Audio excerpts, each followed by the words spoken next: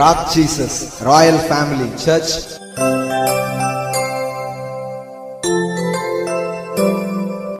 போன வாரம் மாலையிலே வெளிப்பாடு இல்லையா, ரெவலேஷன் நாலேஜ் பற்றி பகிர்ந்து கொள்ளப்பட்டது. ஸோ மாலையில் நான் தொடர்ந்து இங்கே பல வாரங்களாக த ஃபெலோஷிப் வித் காட், தேவனோடு ஐக்கியம் கொள்ளும் வாழ்க்கையை பற்றி பேசி வருகிறேன். இன்டிமெசி, யூனியன், கம்யூனியன், இதெல்லாம் பற்றி என்ன பண்ணிகிட்டே இருக்கிறோம், பேசிகிட்டே இருக்கிறோம்.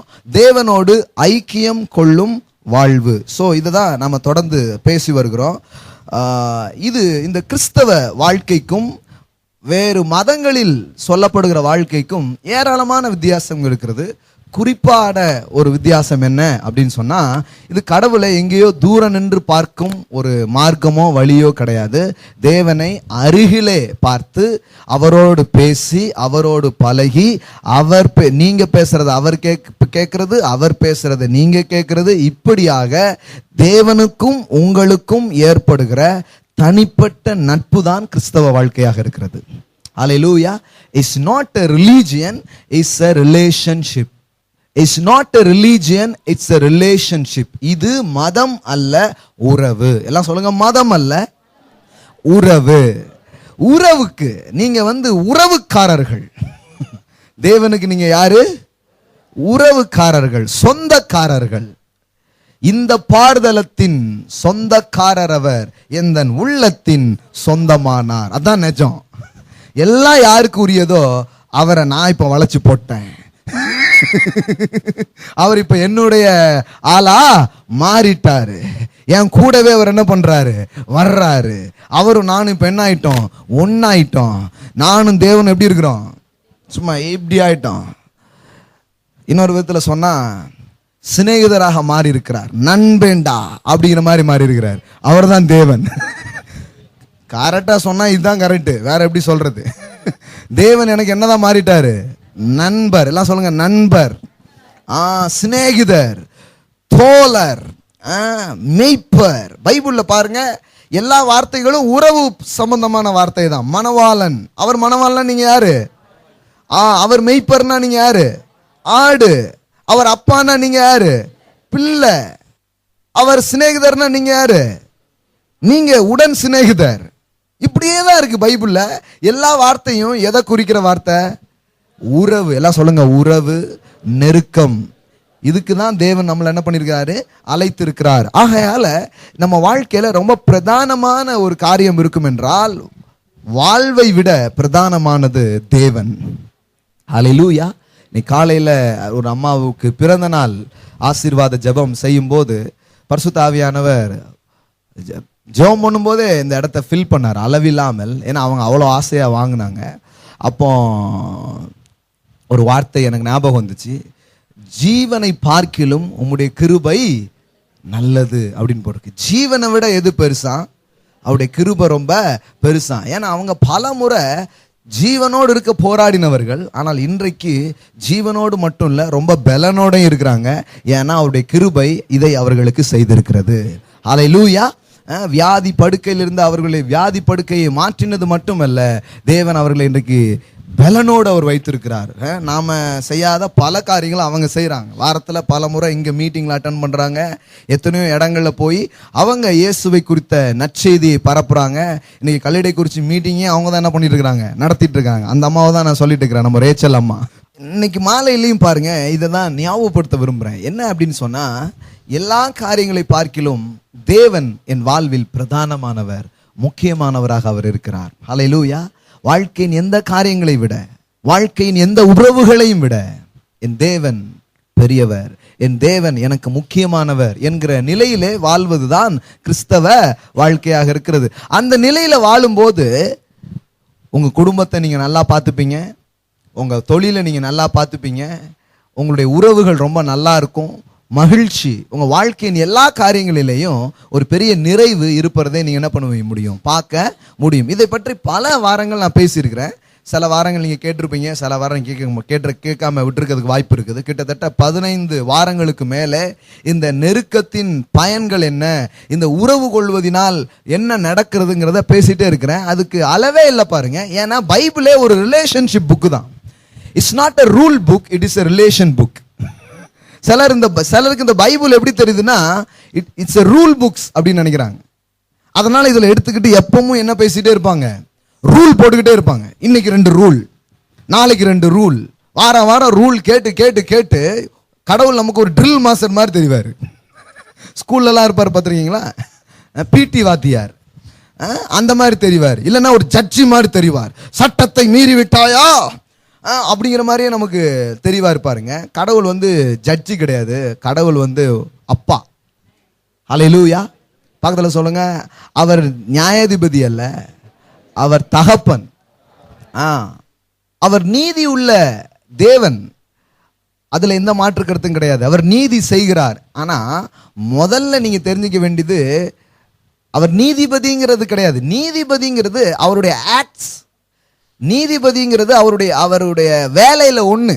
ஆனா அவர் அப்படிங்கிறது என்னன்னா, அவர் அப்பா. உங்க அப்பா இன்ஜினியரா இருக்கலாம், டாக்டரா இருக்கலாம். இப்ப எங்க ஜோஸ்வாட்ட கேட்டா என்ன சொல்லுவான், பாஸ்டரு அப்படின்னு சொல்லுவான். ஆனா எங்க அப்பா பாஸ்டரா, பாஸ்டர் எங்க அப்பாவா? முதல்ல எது வருது, அப்பா. எங்க அப்பா நீதிபதி, அது வேற. ஆனா நீதிபதி தான் அப்படிங்கிற மாதிரி நீங்க பாத்துட்டீங்கன்னா, வெறும் நீதிபதி படம் மட்டும் இருந்ததுன்னா ரொம்ப கஷ்டமாய் போயிடும் பாருங்க. இல்ல இல்ல இல்ல, அவர் உங்க அப்பா. ஹல்லேலூயா. கேட்கும்போது அப்பப்பா அப்படின்னு வரணும். He is my daddy. Hallelujah. He is my daddy. He is my loving daddy. அவர் என்னை நேசிக்கிறார். அதுதான் ரொம்ப முக்கியம்.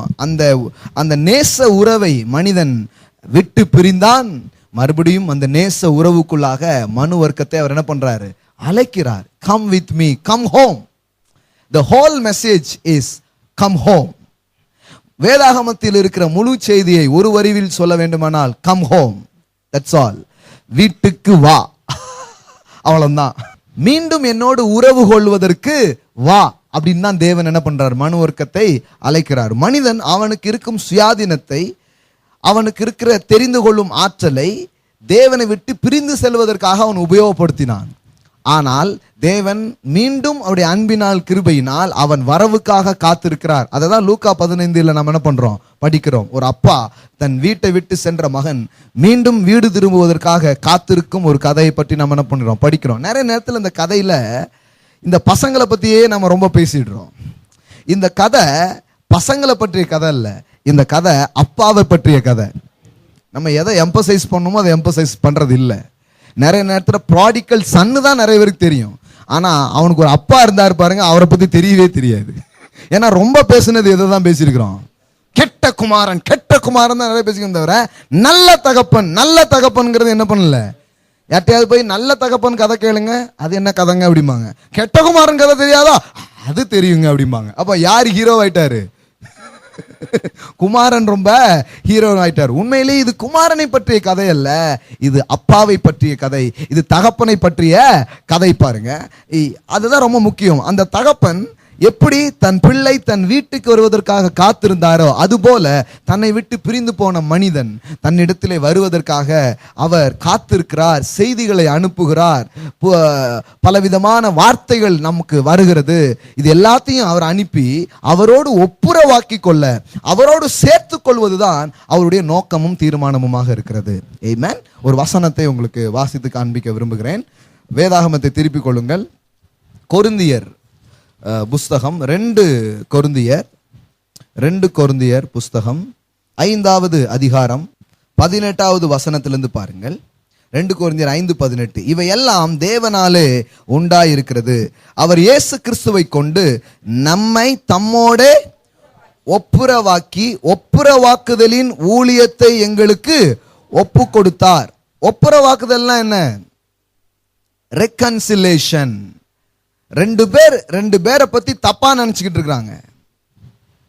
இப்போ 2 பேருக்கு நடுவுல ஒருத்தர் நின்று இவருடைய இருதயத்தை இவருக்கும் இவருடைய இருதயத்தை இவருக்கும் புரிய வைத்து 2 பேரும் என்ன பண்றாங்க, சேர்க்கிறாங்க. சிலர் அந்த நேரத்தில் நிறைய காசு பார்த்துருவாங்க, அது வேற. அவன் அப்படித்தான் அப்படின்ட்டு இவன்ட்ட ஒரு கலெக்ஷனை போடுறது, அவனும் அப்படித்தான் அங்க ஒரு கலெக்ஷன் என்ன பண்றது போடுறது. அந்த மாதிரி இது கிடையாது. இது எப்படி இருக்குதுன்னா, இது உண்மையான ஒப்புரவாகுதலின் காரியமா இருக்கிறது. உண்மையா ஒருத்தரை பத்தி ஒருத்தர் தவறா புரிஞ்சுட்டு இருக்காங்க. அந்த தவறான புரிதலை எடுத்து ரெண்டு பேரையும் அவர் என்ன பண்றாரு, ஒன்னா சேர்க்கிறாரு, ஒன்னா இணைக்கிறாரு. ஆனா இதுல தேவனுக்கு உங்களை பத்தி ஒன்னும் தவறான புரிதல் கிடையாது.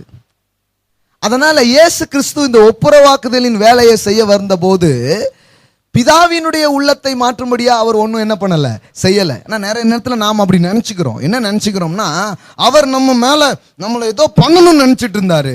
அது இயேசு சாமி தான் போய் ஆண்டவரே போனா போதும் மன்னிச்சு விட்டுருங்க அப்படின்லாம் நமக்காக என்ன பண்ணிட்டாரு, ரொம்ப பேசிட்டாரு அப்படின்னு நம்ம நினைச்சுக்கிறோம். ஏன்னா அந்த பரிந்து பேசுதல்னே நமக்கு மைண்ட்ல இதான் வருது. பரிந்து பேசுதல்னே நம்ம என்ன நினைக்கிறோம்னா, அவனை அடிச்சிடாதீங்க, பிடிச்சிடாதீங்க, டென்ஷனாக இருந்தா கொஞ்சம் டென்ஷன் என்ன பண்ணிக்கோங்க, குறைச்சிக்கோங்க. நமக்கு பிதாவாகிய தேவனாலே இப்பவும் பிபி ஏற ஒரு ஆளாவே காமிச்சிட்டாங்க. டென்ஷன் பார்ட்டி அவரு.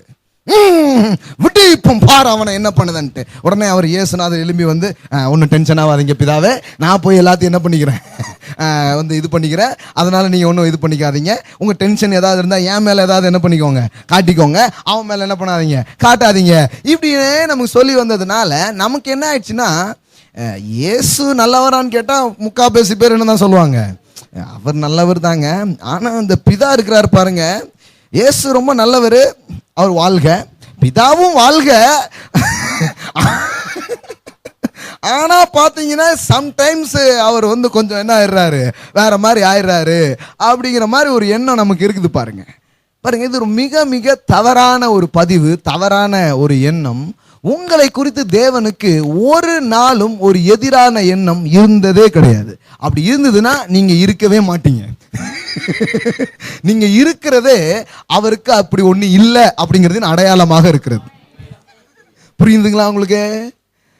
பைபிள் சொல்லுது, நாம் நிற்பதும் நிர்மூலம் ஆகாமல் இருப்பதும் உங்கள் உபவாசமே.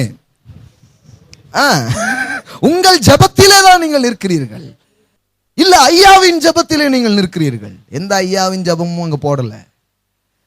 நாம் நிற்பதும் நிர்மூலம் ஆகாமல் இருக்கதும் அவருடைய கிருபையே என்று எழுதியிருக்கிறது. அவருடைய அன்பு நம் பேரில் இருப்பதால் நாம் இருக்கிறோம்.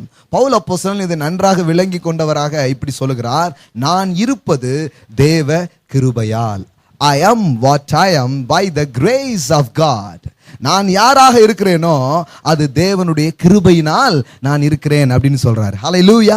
எல்லாம் சொல்லுங்க, நான் இருக்கிறது தேவ கிருபையால். தேவனுடைய அன்பு, தேவனுடைய பிரியம் என் மேல இருக்கிறதுனால தான் நான் இருக்கிறேன் சார். இல்லைன்னா எப்பவுமோ போயிருப்பேன் சார். இப்ப இருக்கிறேன்னா அவர் என்னை இருக்க வச்சிருக்கிறாரு, அதனால நான் இருக்கிறேன். ஹல்லேலூயா. இது முதல்ல எண்ணணும், இதை முதல்ல திங்க் பண்ணணும். நிறைய காரியங்கள் இருக்கிறது, நாம் அதை எண்ணி பார்க்கிறதே இல்லை, அதனால அது நமக்கு பயனளிக்கிறதே இல்லை பாருங்க. அப்போ அவர் நமக்கு எதிரான சிந்தனையை ஒருபோதும் அவர் கொண்டதில்லை. ஒருபோதும் நமக்கு எதிரான மனப்பான்மை உள்ளவராக தேவன் இந்த பூமியில இருந்ததே கிடையாது. ஆதியிலும் இருந்ததில்லை, இடையிலும் இருந்ததில்லை, எப்பவுமே இருந்ததில்லை. அதனாலதான் தேவனை பற்றி வேதாகமம் சொல்லுகிற காரியங்களை நாம் மிக சரியாக கவனித்து படிக்க வேண்டும். என்ன சொல்லுகிறது? தேவன் அன்பாகவே இருக்கிறார், தேவன் அன்பாகவும் இருக்கிறார். அப்படி போட்டிருக்கா? அன்பாகவேவா அன்பாகவும்மா? அன்பாகவேனா என்ன அர்த்தம்? ஒன்லி, எஸ், மட்டுமே அப்படின்னு அர்த்தம்.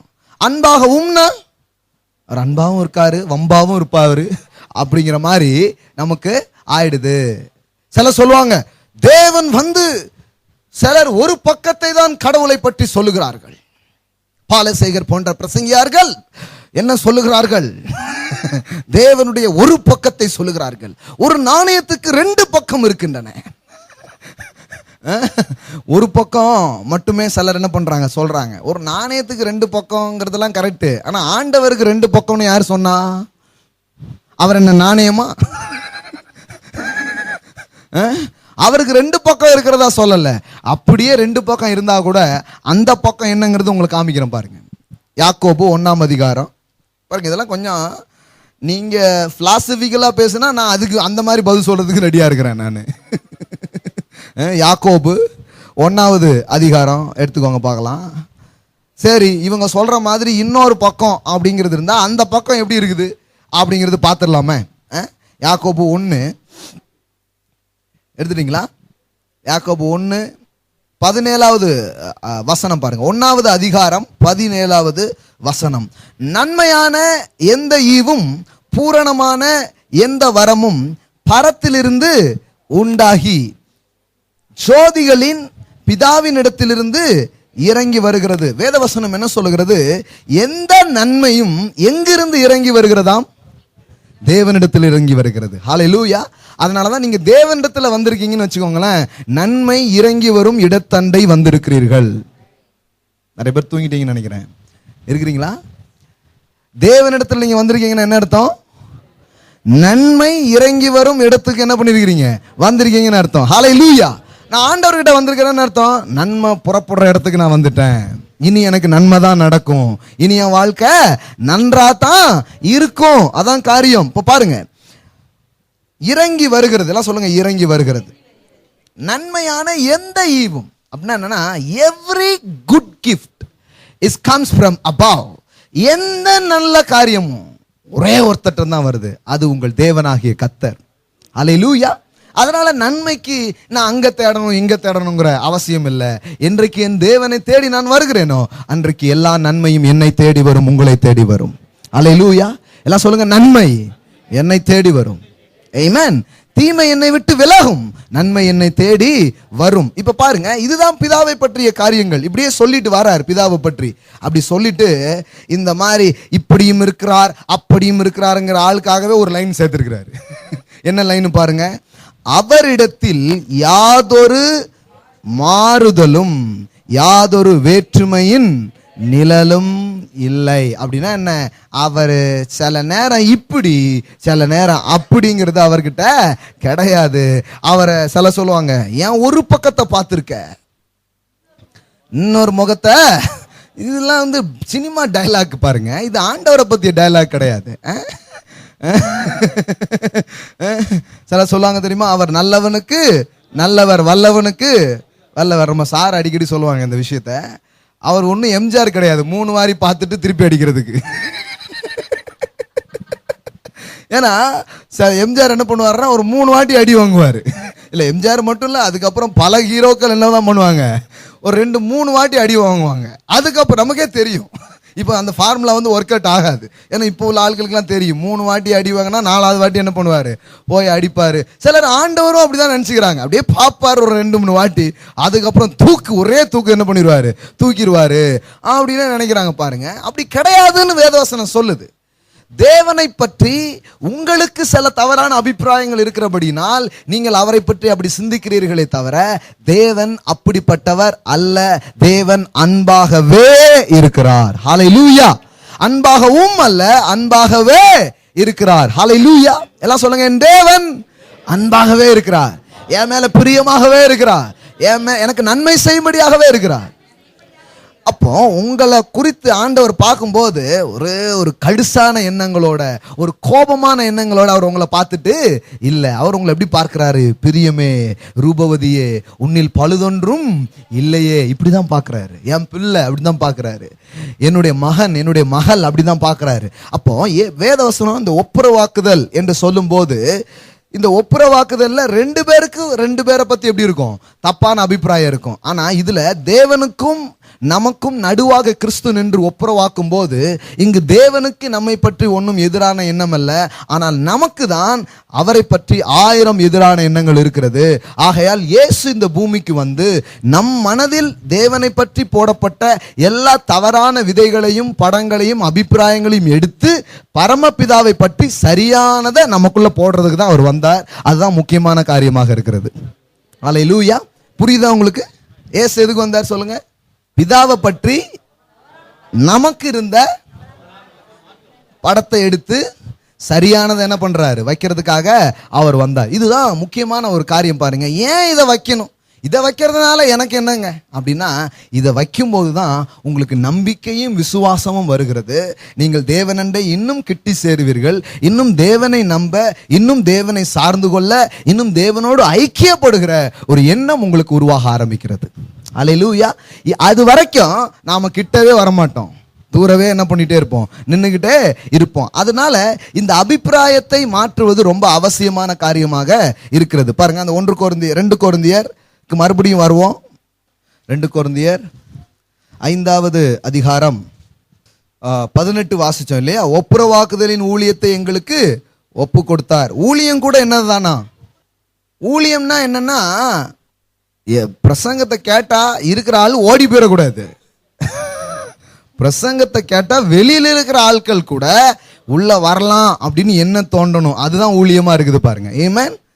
அதுதான் ஊழியம். மற்றதெல்லாம் அட்டூழியம். மற்றதுக்கு பேர் ஊழியம் கிடையாது. ஊழியம்ங்கிறது தேவனண்டை மனுஷன் என்ன பண்ணணும்? சேர்க்கணும். தேவனண்டை அவனை நெருங்கி என்ன பண்ண ஆரம்பிக்கணும்? கொண்டு வர ஆரம்பிக்கணும். ஒரு நெருக்கத்துக்குள்ள அவனை கொண்டு வரணுமே தவிர அதை இதையும் சொல்லி ஓட வைக்கிற காரியம் கிடையாது பாருங்க. நாம பாருங்க, எந்த ஒரு வாய்ப்பையும் உபயோகப்படுத்தி தூர நிற்கிற மனிதர்கள் எப்படி அருகில் வர முடியும் என்பதை நோக்கமாக கொண்டு நிறைய காரியம் செய்யறோம் பாருங்க. சிலர் சொல்லுவாங்க, திருவிருந்து என்ன பிரதர் எல்லாருக்கும் கொடுக்குறீங்க அப்படின்னு கேட்பாங்க என்கிட்ட. ஆமா, இயேசு எல்லாருக்காகவும் மரித்தாரா? அப்ப எல்லாருக்கும் திருவிருந்து கொடுக்கலாம். அல்லேலூயா. எல்லாருக்காகவும் அவரே மரிச்சிருக்க மனிதனே, உன் குறுகலான புத்தியை வச்சு ஏன் இப்படி யோசிக்கிற? அவர் மரித்தார், அவர் ரத்தம் சிந்தினார், அவர் தன் சரீரம் கிழிக்கப்படும்படியாக ஒப்பு கொடுத்தார். அதுல அவன் ஆசையா வரான், எனக்கு வேணுங்கிறதுனால வரதான். வேண்டாங்கிறவங்க யாராவது வராங்களா? எனக்கு இயேசு வேணுங்க, எனக்கும் திருவிருந்துலாம் கொடுங்கன்னு தான் வராங்க. இதுக்கு 1000 சட்டங்கள் போட்டு அவனை அங்கேயே வச்சுட்டு இருக்குது பாருங்க. அவனை வந்து வரவிடாம தடுக்கிறதுக்கு என்ன உண்டோ அத்தனையும் பண்றது பாருங்க. இதெல்லாம் தேவனுடைய நோக்கமும் திட்டம் இல்ல. நீ அருகில வா, அவர் கூட பழகு, அவர் கூட சேரு. சேர சேர சேர வர வேண்டிய மாற்றம், பரிசுத்தம் தன்னால உன் வாழ்க்கையில வர ஆரம்பிக்கும். அல்லேலூயா. ஆனா நம்ம ஆட்கள் என்ன பண்ணிட்டாங்கன்னா, அவர் பரிசுத்தர், நீ பாவி, நீ பரிசுத்தனாக மாறிவிட்டு அவரை வந்து என்ன பண்ணு? சந்திக்கலாம். நான் மாறின பிறகு நானா மாறிட முடியும்னா எனக்கு எதுக்குங்க அவரு? அதனால இவன் நம்மலாம் என்ன, நம்மள அவர் நினைச்சு பார்ப்பாரா? நம்ம ஜெபத்தை கேட்பாரா? நம்ம ஏதாவது பண்ணி அதுக்கு வாய்ப்பே இல்லைன்னு என்ன பண்ணிட்டே இருக்கிறான். உள்ளத்துல ஒரு மாதிரி மருவிக்கிட்டே நின்றுதான் பாருங்க. ஆனால் இந்த சுவிசேஷத்தை நம்ம கரெக்டா விளங்கிக்கும் போது நமக்கு அந்த எண்ணம் தோணாது. நமக்கு என்ன தோணும்னா, எனக்காக தான் தேவன் இருக்கிறாருன்னு தைரியமாய் அவரண்டை வருகிற ஒரு எண்ணம் உங்களுக்கு உருவாக ஆரம்பிக்கும். ஆமென். அந்த எண்ணமும் அவரண்டை நீங்கள் வருகிற அந்த நெருக்கமும் உங்கள் வாழ்வை அபரிதமாக மாற்றி அமைக்க ஆரம்பிக்கும். அல்லேலூயா. இயேசு ஒரு வீட்டிலே அமர்ந்து கொண்டு உணவருந்து கொண்டிருக்கிறார். சீமோன் அப்படிங்கிற ஒருத்தனுடைய வீட்டில் உட்காந்து என்ன பண்ணிட்டு இருக்கிறார்? சாப்பிட்டுட்டு இருக்கிறார். வேதாகமத்தில் இதை நீங்கள் வாசித்திருப்பீங்க.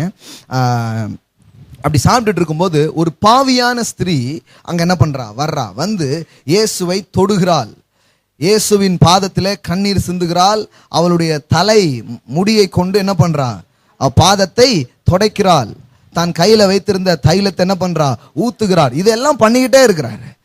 அவன் விருந்துக்கு கூட்ட ஆளு அப்படியே கடுசா உட்கார்ந்துருக்கான்.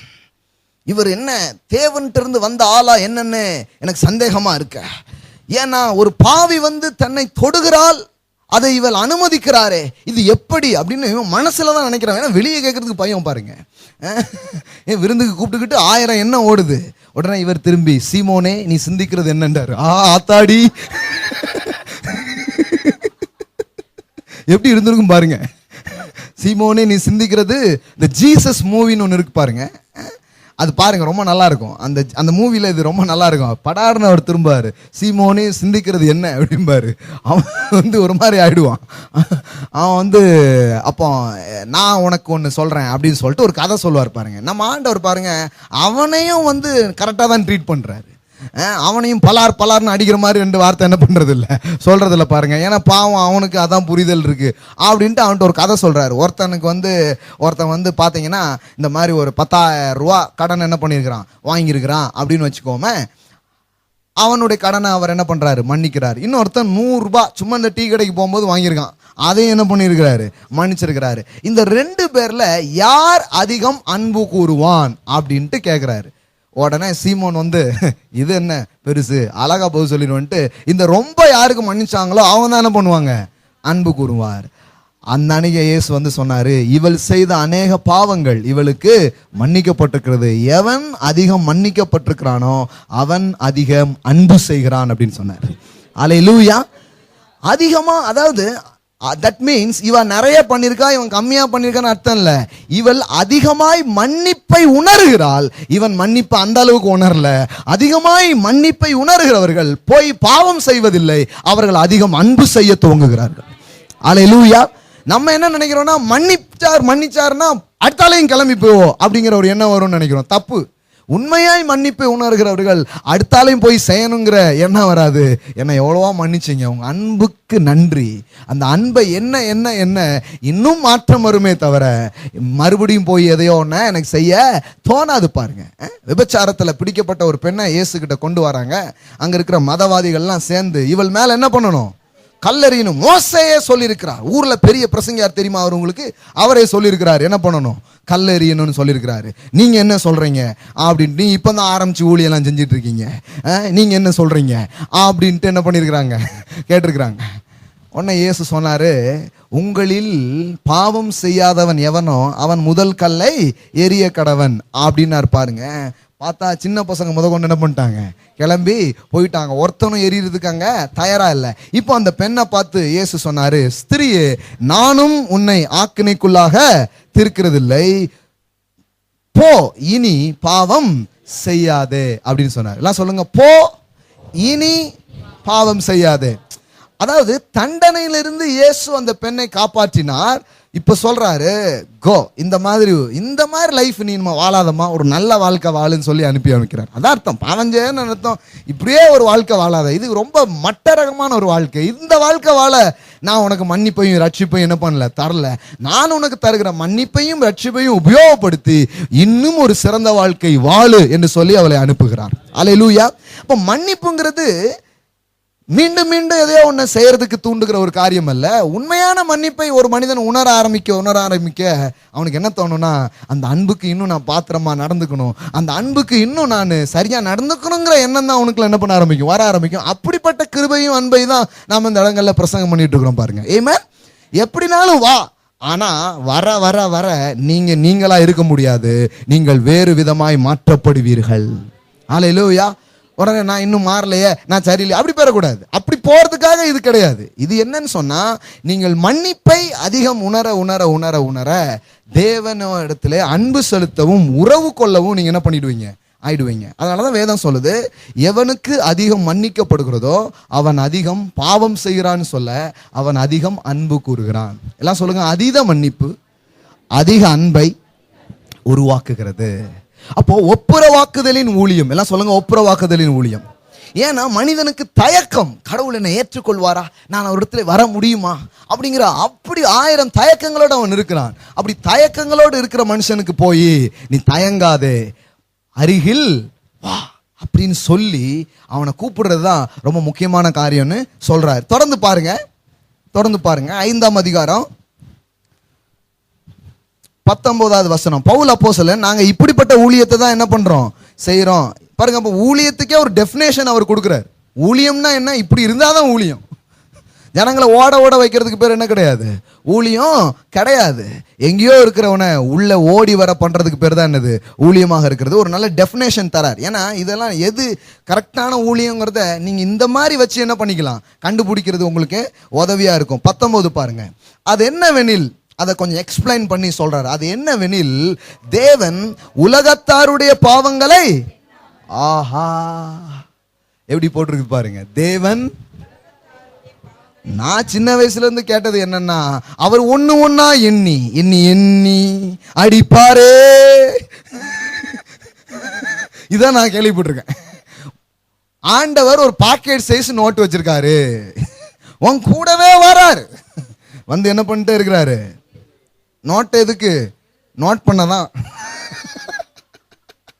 ஒண்ணா என்ன பண்றாரு, எழுதிக்கிட்டே இருக்காரு. இது இந்த மற்ற மார்க்கங்கள்ல சொல்றாங்க பாருங்க, பாவ கணக்கு புண்ணிய கணக்கு, அந்த ரேஞ்சு கொண்டு வந்துட்டாங்க இதையும். நம்ம ஆண்டவரையும் எப்படி சொல்லிட்டாங்கன்னா, இவர் என்ன பண்றாரு, இந்த சித்திரகுப்தனா ஏதோ ஒருத்தர், அவர் வந்து ஒரு நோட்டு வச்சிருப்பாரு. அதுல பாத்தீங்கன்னா எல்லாம் கரெக்டா, எங்க எல்லாம் பழைய மூவில பார்த்ததுதான், நம்ம என்ன இது வேற எப்படி தெரியும் நமக்கு. அதுல அப்படியே வாசிப்பாரு ஒண்ணா. அந்த மாதிரி நம்ம ஆண்டவர் ஏதோ ஒன்று என்ன பண்ணியிருக்காரு, வச்சிருக்காரு அப்படின்னு சொல்லிட்டு சண்டே கிளாஸ்ல தான் கேட்டிருக்கிறேன். இப்படி உன் கூடவே வந்து நீ பண்றதெல்லாம் என்ன பண்ணுவாரு, எழுதிக்கிட்டே இருக்காரு. அப்படி சொல்லிட்டு, நான் உன்னை விட்டு விலகுவதும் இல்லை உன்னை கைவிடுவதில்லையும் பாருங்க. எனக்கு அந்த வாக்குத்தத்தமே வேண்டாயாங்கிற மாதிரி இருக்கும். ஏன்னா இந்த மாதிரி ஒரு ஆளு விலகாமலே இருக்காருன்னா சண்டே கூட லீவு கிடையாதா? ஞாயிற்றுக்கிழமை கூட இவர் என்ன ஃப்ரீயா விட மாட்டாரா? உன்னை விட்டு விலகுவதில்லை கைவிடுவதில்லை சொல்லியிருக்காரு. ரொம்ப கஷ்டமா இருக்க. வசனம் கூட இப்படி ஆயிடுச்சு பாருங்க. ஏன்னா இப்படிப்பட்ட ஒரு ஆளு நம்ம கூட வர்றது நமக்கு என்ன இருக்காது, விருப்பமே இருக்காது பாருங்க. இங்க கண்காணிப்பு கேமரா பொருத்தப்பட்டுள்ளது அப்படின்னு பாருங்க. இப்ப பாருங்க ஒரு மாதிரி ஆயிடுது பாருங்க. எல்லாத்தையும் அந்த வீடியோல வச்சுட்டு இருக்கான். எங்க பொருத்திருக்காங்க எங்க பொருத்தல ஒன்றும் தெரிய மாட்டேங்குது பாருங்க. இது அந்த கேமராவாவது ஒரு எல்கையோட முடிஞ்சிடும். இவர் கூடவே இருக்காரு எப்பவுமே. எல்லாத்தையும் படம் பிடிச்சி எடுத்துக்கிட்டு இருக்காரு. ரட்சிக்கப்படுற அன்னைக்கு டோட்டலா கலெக்ஷன் பண்றதை போட்டு காமிப்பாரு. புரியல நிறைய பேருக்கு. நீங்க எப்ப இயேசுவை ஏத்து விசுவாசிக்கிறீங்களோ அன்னைக்கு தான் பிலிம் காட்டுவாரு. அவ்வளவு நாள் நீங்க என்ன பண்ணீங்க அப்படின்ட்டு. பத்தியா உன் கூடவே எல்லாத்தையும் கவர் பண்ணி வச்சிருக்கேன். இன்னைக்கு அந்த போட்டு விடுற வீடியோவை நீ பாக்குற கடைசி வீடியோ இதுவா தான் இருக்கணும் அப்படின்னு போட்டு காமிப்பாரு. நம்ம பார்த்துக்கிட்டே ஒவ்வொன்றா என்ன பண்ணணும், அறிக்கை பண்ணணும் அப்படின்றாங்க. இது வேற பாருங்க, நான் ரட்சிக்கப்படும் போது இது வேற எனக்கு கொஞ்சம் கஷ்டமாயி போச்சு. ஏன்னா எனக்கு ஒரு வீடியோவும் தெரியல. ஐயோ நம்ம பிக்சர் எதுவும் அவுட் ஆயிடுச்சா, நமக்கு வீடியோவே தெரியலையா, அப்ப நம்ம ரட்சிக்கப்பட்டோமா படலையா? ஏன்னா இவங்க சொன்னதெல்லாம் என்னன்னா வீடியோ என்ன பண்ணுவாரு ஒன்னு ஒன்னா போட்டு காமிச்சாரு எனக்கு. டெக்கு அப்ப பாருங்க இந்த டெக்கு கேசட் தான் இருக்கும். அந்த மாதிரி போட்டு இப்ப மாதிரி பென்ட்ரைவ மாட்டி விட்டுருந்தீங்க. அப்ப ஒவ்வொன்றா ஐயோ எத்தனை டெக்கு போடணும் இவர் போட்டு போட்டு காமிச்சு நான் ஒன்னொன்னா அறிக்கை பண்ணணும்னா அதுக்கே பாதி வாழ்க்கை சரியா போயிருமே. சின்ன வயசுல பென்சில் திருல இருந்து ரப்பர் திருல இருந்து எல்லாம் சொல்லுவாங்க பாருங்க. தெரியாம மாங்காய் கடிச்சதுல இருந்து எல்லாம் சொல்லுவாங்க. எல்லாம் ஒன்னு ஒன்னா அறிக்கை பண்ணு, ஒன்னு ஒன்னா இது பண்ணு, அப்படி போட்டு காம்பாராக்கும் அப்படின்னே சொன்னாங்க பாருங்க. ஆனா இந்த வசனத்தை படிச்ச அன்னைக்கு ரொம்ப ஷாக்கு. எப்பவுமே பாருங்க மதம் சொல்ற கடவுள் வேற, வேதம் சொல்ற கடவுள் வேற. மதம் இப்படி பாவத்தை எண்ணி கணக்கு போடுற ஒரு கடவுளை பத்தி சொல்லுது. ஆனா வேதாகமம் சொல்லுகிறது தேவன் இவ்வுலகத்தாருடைய பாவத்தை எண்ணாமல். இது எண்ணாமல்ங்கிறது நினைக்கிறத பத்தி இல்ல, கவுண்ட் பண்றதை பத்தி தான் இந்த வார்த்தை வருது. தேவன் இதை கவுண்ட் பண்ணல, இதை எண்றதே இல்லை. தட் மீன்ஸ் பாவம் இல்லைன்னு அர்த்தம் இல்லை, பாவம் இருக்கு. ஆனா பாவ கணக்கை எழுதும் வேளையில் தேவன் இல்லை என்பதுதான் நற்செய்தியாக இருக்கிறது. அல்லேலூயா. ஏன்னா பாவ கணக்கை எழுதி இன்னும் உங்களை குறித்த எதிரான எண்ணங்களை அவர் கொல்ல விரும்பாமல் பாச கணக்கை அவர் எழுதி உங்களை சேர்த்து கொள்ளும் எண்ணம் உள்ளவராக அவர் இருக்கிறார். அல்லேலூயா. எல்லாம் சொல்லுங்க, ஒன்லி பாச கணக்கு தான், நோ பாவ கணக்கு. எப்படி போட்டிருக்கு பாருங்க, தேவன் உலகத்தாருடைய பாவங்களை இதுல விசுவாசிகளின் பாவங்கள்னு கூட போடல, சபையில் இருக்கிறவங்களுடைய பாவங்கள்னு கூட போடல. என்னன்னு போட்டிருக்குது, வெளியில நான் பாவி நினைச்சிட்டு இருக்கானே அவனை கடவுள் பாவின்னு நினைக்கல, அவனை வாழக்கூடிய ஒரு ஆளாக எண்ணுகிறார். வாழ தகுதி உள்ள நபராக அவர் என்ன பண்றாராம், சிந்திக்கிறாராம். தேவன் உலகத்தாருடைய பாவங்களை எண்ணாமல். நிறைய பேருக்கு இது புரியாது பாருங்க. இது புரியாததுனால என்ன பண்றாங்கன்னா அங்க கூடிக்கிடுவாங்க. ஜெப கூடுகை அப்படின்னு கூடிக்கிட்டு அவங்க என்ன பண்ணுவாங்கன்னா, ஆண்டவரே எங்க இந்தியாவின் பாவத்தை மன்னியும், ஆண்டவரே எங்க திருநெல்வேலியின் பாவத்தை மன்னியும், ஆண்டவரே ஒவ்வொரு ஊர் பாவமா சொல்லிட்டு இருப்பாங்க பாருங்க. அவர் நான் அதெல்லாம் என்றதே இல்லையப்பா, நீ தான் எண்ணி வச்சிருக்க கரெக்டா. ஒன் நோட்டை ஏன் நோட்டுன்னு சொல்றது எவ்வளவு பெரிய தப்பு. இதை ஊரை கூட்டி வேற சொல்லிட்டு இருக்க. ஊரை கூட்டி சேட்டலைட்லாம் வச்சு லைவ் டெலிகாஸ்ட் பண்ணி என் பேரை என் மானத்தை ஏன்பா அப்படி வாங்குவீங்கன்னு அவர் உட்கார்ந்துட்டு இருக்காரு. இந்த கதையை நம்மளுக்கு தெரியாது பாருங்க. இவர் என்ன பாலச்சேகர் பிரசங்கம் பண்ணிருக்காங்க, அவர் பாருங்க என்ன மாதிரி அழுதுகிட்டு இருக்காங்க பாருங்க. ஊருக்கு மாநாடு போட்டுருவாங்க பாருங்க. மாநாடு என்னன்னா, மாநாட்டில் வேற ஒண்ணுமே கிடையாது. ஆண்டவரே இங்க இந்தியா விபச்சாரம் செய்கிறது, ஆண்டவரே இங்க இந்தியா லஞ்சம் வாங்குகிறது, ஆண்டவரே இங்க இந்தியா அப்படி ஆகிவிட்டது, ஆண்டவரே கோவப்பற்றாதீங்க ஆண்டவரே. அவர் இப்போ டென்ஷன்ல நிக்கிற மாதிரி பாருங்க. இவங்க தான் இடையில நின்று இந்த மத்தியஸ்தம் பண்ணிட்டு இருக்காங்க. ஆண்டவரே டென்ஷன் ஆயிராதீங்க, ஆண்டவரே அந்த கோபத்தை அவங்க மேல என்ன பண்ணிடுறாங்க, காட்டிடுறாங்க. ஏன்னா நம்ம ஊர்ல சும்மா தடுக்கி விழுந்தா போதும், அதுக்கு என்ன சொல்லிடுவாங்கன்னா தேவனின் கோபம், மனிதனின் பாவம், தேவனின் கோபம். ரைமிங் அடிக்கிறது பாருங்க. சுனாமி ஏன் வந்தது, உடனே அதுக்கு சொல்லிடுவாங்க. சுனாமி ஏன் வந்தது தெரியுமா, தேவனின் மனிதனின் பாவம், தேவனின் கோபம். கரெக்டா இருக்கும் பாருங்க. அந்த லைன்லாம் ரொம்ப கரெக்டா போடுவாங்க. 4 பேர் கொண்ட குழு வச்சு எழுதுவாங்க என்னமோ தெரியல, ரொம்ப கரெக்டா போடுவாங்க. நீங்களே அந்த லைனே உங்களை அசத்திரும். என்ன மாதிரி இருக்கு பாருங்க, ரைமிங்கா போடுறாங்க. மனிதனின் பாவம், தேவனின் கோபம் ரொம்ப கரெக்டா இருக்கும் பாருங்க. அதெல்லாம் பார்த்து அப்படியே நம்பிடுற மாதிரியே இருக்கும். நான் சொன்னேன், ஆண்டவர் ஒரு வேலையை ஆரம்பிச்சிட்டாரு. எங்கேயோ நடக்கும் பாருங்க. சுனாமிங்கிறது எப்பவுமா வந்துகிட்டு இருக்குது. நம்ம இப்போ அதை கண்டுபிடிச்சி அதுக்கு பேர் வச்சுட்டு இருக்கிறோம். Katerina, Rita. ஏன் பெண்கள் பேரா வைக்கிறாங்கன்னு தெரியல. வீட்டில் என்ன பாதிப்புன்னு தெரியல. அடிக்கிற எல்லா புயலுக்கும் என்ன பேரும் கேத்ரினா, ரீட்டா. பிரியத்தில் வச்சாங்களா இதில் வச்சாங்கன்னு தெரியல. அடி அப்படி இருந்திருக்குது.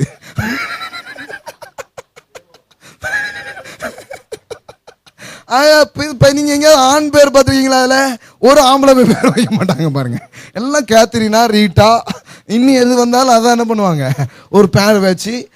இப்போ நம்ம முன்னாடி இருந்ததுங்க, இப்போ நம்ம கண்டுபிடிச்சிருக்கோம். அதுக்கு இந்த காரணம் இருக்குது. இதெல்லாம் கண்டுபிடிச்சி நம்ம என்ன பண்ணிருக்கிறோம், வச்சிருக்கிறோம். அதுக்கு பல காரணம் இருக்கு. ஆனா நம்ம ஆளுகளுக்கு தெரிஞ்ச ஒரே ஒரு காரணம், ஆண்டவர் என்ன பண்றாரு, சுனாமியை அனுப்பி கெட்டவர்களை அழிக்கிற வேலையை ஆண்டவர் ஆரம்பிச்சிட்டாரு. கெட்டவரை அழிஞ்சு போயிருக்காங்க. அங்க போய் பாருங்க, கெட்டவன்லாம் நல்லா மாடியில் அழகா உட்காந்துட்டு இருக்கான். அங்கே சும்மா பச்சை பிள்ளைகளோ அங்கே பார்க்க போன சின்ன சின்ன ஆட்கள்லாம் என்ன பண்ணியிருக்காங்க, அழிஞ்சு போயிருக்கிறாங்க பாருங்க. அங்கே என்ன எந்த கெட்டவன் செத்து போனான்? வசமா பிள்ளை நடனா அதுலயே போனான், சுனாமிலேயே போனான்? இல்லை வேற நம்ம ஊரில் இருக்கிற யாராவது அப்படி போனாங்களா? ஏன் இந்த கெட்டவனும் சாவல? நீங்கள் அந்த நியூஸ் பேப்பரில் எத்தனை கெட்டவங்க செத்தாங்க லிஸ்ட் போட்டு பாவீங்க பார்ப்போம். கிடையவே கிடையாது பாருங்க. இதெல்லாம் கர்த்தருடைய வேலைன்னும் கர்த்தருடைய செயலும் சபை காலகாலமாக அறிவிச்சுக்கிட்டே இருக்குது பாருங்க. ஏன்னா தேவனை குறித்த கரெக்டான படமும் புரிதலும் வரவே இல்லை பாருங்க. சபைக்கே வரல, அப்புறம் எப்படி உலகத்துக்கு வரும்? அவன் கூட ஆண்டவர் இப்படி செய்வாரா? கடவுள்ல நம்பாதவன் கூட அவன் என்ன சொல்லுவானா, கடவுள்னு ஒருத்தர் இருந்தா நிச்சயமா இதை செய்ய மாட்டாருங்கிறான். அவனுக்கு என்னன்னா, கடவுள்னு ஒருத்தர் இருப்பார்னா, ஏத்திஸ்ட் சொல்றான், கடவுள்னு ஒருத்தர் இருப்பார்னா இருந்தார்னா அவர் நல்லவராத்தான் இருக்க முடியுமே தவிர, இந்த மாதிரி ஏத்திஸ்ட் ஏன் கடவுளை நம்ப மாட்டேங்கான் தெரியுமா? நம்மளால தான். ஏன்னா நம்ம சொல்ற கடவுளை பார்க்கும்போது அவன் இன்னும் காண்டாயிடுறான், இன்னும் அவனுக்கு இதாயிருது. என்னையா இதான் கடவுளுடைய வேலை எழுதி போடுறான். மதம் மாறினால்தான் கடவுள் உன்னை ஆசீர்வதிப்பார் என்றால் அவர் கடவுள் அல்ல, கட்சி தலைவர். புரியுதா உங்களுக்கு? அவன் எழுதி போடுறான். நான் அவன் கூட தான் நிற்கிறேன். இந்த கிறிஸ்தவ நம்பிக்கை கூட நான் கிடையாது, அவன் கூட தான் நான் நிற்கிறேன். ஏன்னா அவன் சொல்றது கரெக்ட். ஏன்னா என் தேவன் மதம் மாற்ற வரவில்லை, என் தேவன் மனிதனின் உள்ளங்களை மாற்றுகிறார், வாழ்வை மாற்றுகிறார். அதன் மூலம் ஒரு மனிதனை அவர் ஆசீர்வதிக்கிறார். அல்லேலூயா. எனக்கு தெரியும் ஏத்திஸ்ட் எல்லாம் இங்க ஒரு நாள் நிறைஞ்சிருப்பாங்க. ஏன்னா அவங்க தான் நம்ம பிரசங்கத்தை கேட்டுட்டு இருக்கிறாங்க. அல்லேலூயா. ஆமா, அவங்கெல்லாம் வருவாங்க. ஏன்னா அவர்கள் நல்ல தேவனை தேடுகிறார்கள். ஆனா நாம் நல்ல தேவனை அறிவிக்கவே இல்லை. நாம் அறிவித்தது பூரம் கசாப்பு கடை பாய் மாதிரி கடவுளை சொல்லி வச்சிருக்கிறோம். ஒரே ரத்த காடா இருக்குது, துண்டு துண்டா போட்டு வச்சிருக்காரு பாரு, நீ இல்லைன்னா அடுத்த துண்டு நீதான் அப்படிங்கிற மாதிரி இதே சொல்லி ஒரு மாதிரி பார்த்தீங்கன்னா வேற மாதிரி ஆக்கி விட்டாங்க. கடவுள்னாலே அப்படியே ஒரு மாதிரி ஆகுது பாருங்க. இதெல்லாம் ராங் ஒப்பீனியன், தவறான படங்கள், தவறான பிக்சர்ஸ் பாருங்க. தேவன் அப்படிப்பட்டவராக இல்லை, அப்படிப்பட்ட உள்ளம் அவருக்கு இல்லை.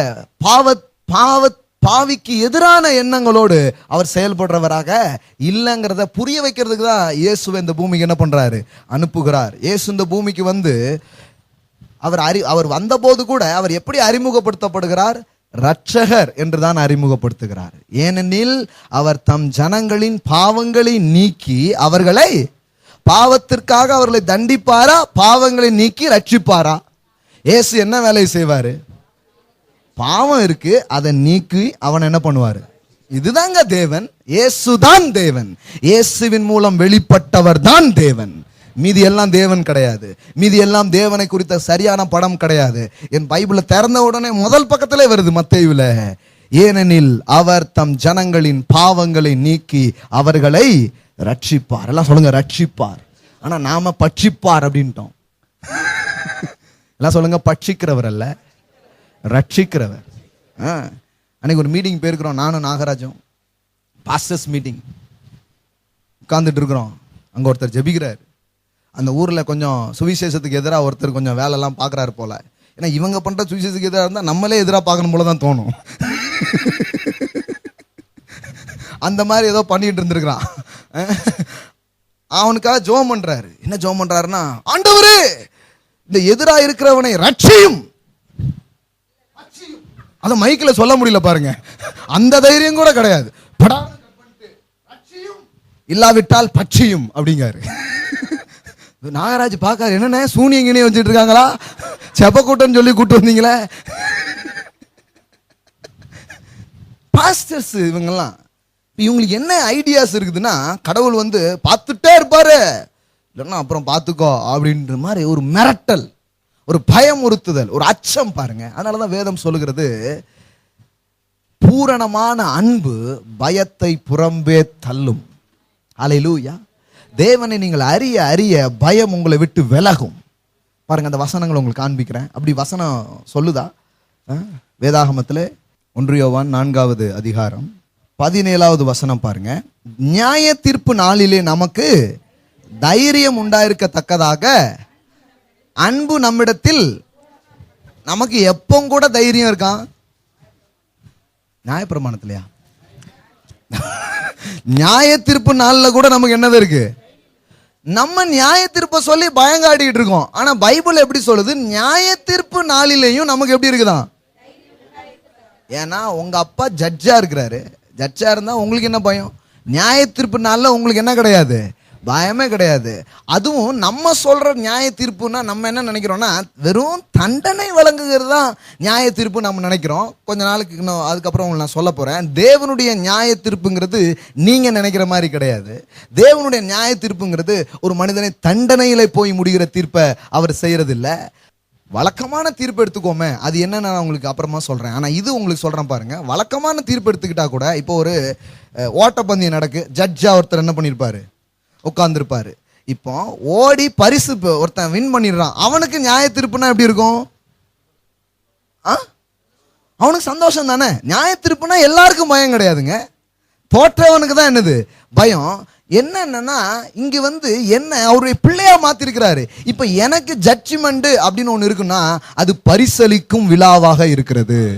அல்லேலூயா. எனக்கு அது பயமான விழாவே கிடையாது. எனக்கு வரட்டும் சீக்கிரமா, ஏன்னா அப்போ எனக்கு ரொம்ப பரிசு காத்து இருக்கிறது. ஆமென். இன்னொன்னு என்னன்னா, தேவனுடைய நியாய தீர்ப்புகள் அப்படிங்கிறது வந்து நாம நினைக்கிற மாதிரி தண்டனை வழங்குவது தேவனுடைய நீதி கிடையாது. தேவனுடைய நீதி என்பது ஒரு மனிதனுடைய வாழ்க்கையை மறுசீரமைப்பது தான் அவருடைய நீதியும் நியாயமுமாக இருக்கிறது. அல்லேலூயா. இதை பற்றி நம்ம நிறைய பேச போறோம். நான் ஜஸ்ட் கீவேர்ட்ஸ் மட்டும் சொல்றேன். த ஜஸ்டிஸ் ஆஃப் காட் அப்படிங்கிறத பத்தி எடுக்க போறோம். ரொம்ப ஆழமான ஒரு டீச்சிங்ஸ். இது ஒரு வரியில சொன்னா அவ்வளோ புரியுமான்னு தெரியல, ஆனால் லேசா சொல்லிடுறேன். இன்னைக்கு இது மைண்ட்ல வச்சுக்கோங்க. ஏன்னா தேவனுடைய நியாயம் என்பது, தேவனுடைய நீதி என்பது ஒரு மனிதனை தண்டித்தலில் அல்ல, ஒரு மனிதனை ரட்சிப்பதிலும் பாதுகாப்பிலையும் அது இருக்கிறது. பாதிக்கப்பட்ட மனிதனை தண்டிக்கும் நோக்கத்தில் அவர் இல்லாமல் அந்த பாதிப்பிலிருந்து அவனை தூக்கி வெளியே கொண்டு வந்து மறுவாழ்வை கொடுத்து மறுசீரமைப்பை கொடுக்கிற வேலையைத்தான் யார் செய்கிறார்? தேவன் செய்கிறார். ஆமென். அதுதான் தேவனுடைய வேலை. அதனால இங்க பாருங்க, நியாய தீர்ப்பு நாள்ல கூட என்ன இருக்குதான்? நமக்கு தைரியம் உண்டாயிருக்கத்தக்க அன்பு நம்மிடத்தில் பூரணப்படுகிறது. ஏனென்றால் அவர் இருக்கிற பிரகாரமாக நாமும் இவ்வுலகத்தில் இருக்கிறோம். 18 அன்பிலே என்ன இல்ல? எல்லாம் சொல்லுங்க. அன்பிலே பயம் இல்லை. பூரண அன்பு பயத்தை புறம்பே தள்ளும். பயமானது வேதனை உள்ளது, பயப்படுகிறவன் அன்பில். அப்போ பயந்துகிட்டு ஒரு கிறிஸ்தவன் இருந்தானா அவனுக்கு அன்புனா என்னன்னு தெரியலன்னு அர்த்தம். எப்படி சொல்லுது பாருங்க, பயப்படுகிறவன் அன்பில். அவனுக்கு அன்புனா என்னன்னே தெரியல, தேவன்னா என்னன்னே தெரியல. ஏன்னா தேவன் அன்பாகவும் என்று இல்லாமல் 16 அதுக்கு இந்த அன்பாகவே அந்த வார்த்தை எங்க இருக்குது? 16வது வசனம் பாருங்க. தேவன் நம்மேல் வைத்திருக்கிற கோபமா அன்பா? தேவன் நம்மேல் வைத்திருக்கிற அன்பை நாம் அறிந்து விசுவாசித்திருக்கிறோம். தேவன் அன்பு வைக்காத ஆள்னு யாருமே கிடையாது. ஆனா அவர் வச்ச அன்பை அறியாத ஆள்னு நிறைய பேர் இருக்கிறாங்க. இங்க இருக்கிற ஒவ்வொருத்தர் பேர்ல தேவன் அன்பு வச்சிருக்கிறாரு. இந்த வார்த்தையை கேட்கிற வெளியே நிற்கிற யாரா இருந்தாலும் தேவன் அவர்கள் பேரில் அன்பாகவே இருக்கிறார். அவர்கள் குறித்த நல்ல எண்ணத்தோடு தான் அவர் என்ன பண்றாரு? இருக்கிறார். ஆனா அவர் இருக்கிறதுனால அது நமக்கு பிரயோஜனப்பற்றாது பாருங்க. அந்த அன்பை நாம் அறியறதுனால தான் நமக்கு பிரயோஜனம். அதனாலதான் வெளியில இருக்கிற அவங்களுக்கும் நமக்கும் என்ன வித்தியாசம்? அவங்க மேல தேவன் அன்பு வைக்கலையா? வச்சிருக்காரு. ஆனா உள்ள இருக்கிற நாம அந்த அன்பை அறிந்து விசுவாசிக்கிறோம். அதுதான் வித்தியாசத்தை என்ன பண்ணுது, ஏற்படுத்துது. இப்ப பாருங்க, விசுவாசித்து இருக்கிறோம், தேவன் எப்படி இருக்கிறாரு? அன்பாகவும்மா வேவா வே, எல்லாம் சொல்லுங்க, அன்பாகவே இருக்கிறார். அன்பில் நிலைத்திருக்கிறவன் தேவனில் நிலைத்திருக்கிறான், தேவனும் அவனில் நிலைத்திருக்கிறார். பாருங்க, அன்பு, தேவன்னா அன்பு. அன்புனா அங்க பயம் கிடையாது, அங்க என்ன இருக்குது, எப்பவுமே தைரியம் இருக்கிறது. அப்போ தேவனுடைய பிரசன்னம், தேவனிடத்திலே வருவது, தேவனிடத்திலே சேருவதுங்கும் போது அவனுக்கு அச்சமும் தயக்கமும் இருக்கிறது இல்ல, அவனுக்கு ஒரு தைரியம் இருக்கு. பாருங்க, நான் அவர்கிட்ட போலாம், எனக்கு ஒரு தகப்பன் இருக்கிறார், எனக்கு உதவி செய்கிற ஒரு ஆண்டவர் இருக்கிறார், அவர் எனக்கு எல்லாத்தையும் பண்ணக்கூடியவரா இருக்கிறார்னு ஒரு நம்பிக்கையோடு அவன் கடவுளத்துல என்ன பண்ண ஆரம்பிக்கிறான், வர ஆரம்பிக்கிறான். பாருங்க, அப்போ இந்த எண்ணம் இருந்தாதான் அவன் வருவான், இல்லைன்னா தூரவே என்ன பண்ணிட்டே இருப்பான், நின்றுட்டே இருப்பான். பாருங்க, இந்த எண்ணத்தை தர்றதுதான் ஒப்புர வாக்குதலின் ஊழியங்களா இருக்கிறது. அல்லேலூயா. மறுபடியும் நீ அவர்கிட்ட வரலாம், அவர் உன்னை ஏத்துப்பார், சேர்த்துப்பாரு, உன்னை அடிக்க மாட்டாரு. அவர் ஒரு நாளும் உன் மேல என்ன பண்ணது இல்லை, கோபமா இருந்ததே கிடையாது. இதுதான் கரெக்டான பிக்சர். பாருங்க, இதை வைத்து கொண்டு நாம் வேதாகமத்தை என்ன பண்ண ஆரம்பிக்கணும், படிக்க வேண்டும். பைபிள் ஸ்டடியில சொல்லி கொடுத்தேன்னு நினைக்கிறேன், எத்தனை பேருக்கு ஞாபகம் இருக்குதுன்னு தெரியல.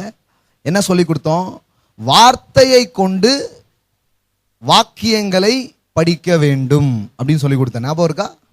செவ்வாய்க்கிழமை தோறும் வர்றவங்களுக்கு தெரியும். வார்த்தையை கொண்டு எதை படிக்கணும், வாக்கியங்களை படிக்க வேண்டும்.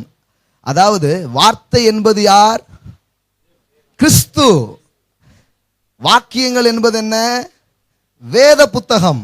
இப்போ வார்த்தையாகிய கிறிஸ்துவை கொண்டு வேத வசனங்களை நாம் என்ன பண்ணணும், ஸ்டடி பண்ணணும். அப்படி ஸ்டடி பண்ணும்போது தான் நமக்கு வசனங்கள் நமக்கு புரிய ஆரம்பிக்கும்.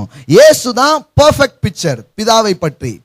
அவர் சொல்றாரு, என் பிதா பூரண சர்க்குணராக இருக்கிறார், என் பிதா நேசிக்கிறவராக இருக்கிறார், அன்பு செய்கிறவராக இருக்கிறார் அப்படின்னு சொன்னாரு. ஒரு நாளும் பிதாவை தண்டிக்கும் நியாயாதிபதியாக இயேசு என்ன பண்ணவே இல்லை, வெளிப்படுத்தவே இல்லை. அப்படிங்கிறத நம்ம புரிந்து கொள்ள வேண்டியது அவசியமா இருக்குது. பாருங்க, தேவன் அன்பாகவே இருக்கிறார். இப்ப மறுபடியும் இந்த கொரிந்தியருக்கு வாங்க பார்க்கலாம்.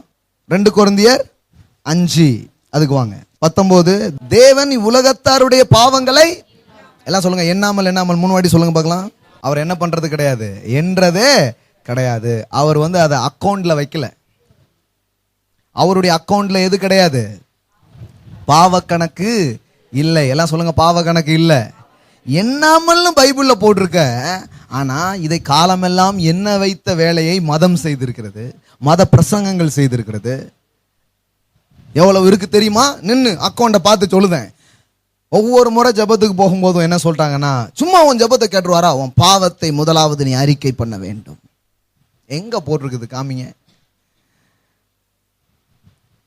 பாவம் செஞ்சா ஒரு தப்பு பண்ணிட்டீங்க, சாரின்னு சொல்லிக்கலாம். அது உறவுனால சொல்ற வார்த்தையை தவிர அப்படி சொன்னாதான் உங்களை சேர்த்து பாருங்கிறது கிடையாது.